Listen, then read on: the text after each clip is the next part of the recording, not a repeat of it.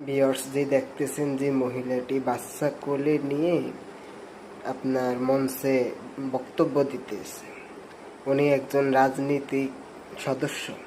উনি এই পার্লামেন্টে সর্বপ্রথম আপনার এই বক্তব্য দিতেছে, সেই মুহূর্তেই কিন্তু আপনার তার সন্তান তার কোলে ছিল, কিন্তু সন্তানকে নিয়েই বক্তব্য দেওয়া শুরু করছে। দেখেন, মায়ের আদর সন্তান আসলে বড় হইলে কিন্তু আমরা সন্তানরা এগুলো বুঝি না।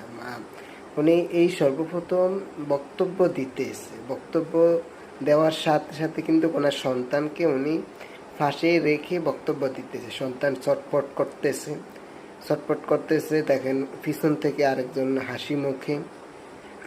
হাসি মুখে তাকে আপনার থামাইতে চাইতেছেন।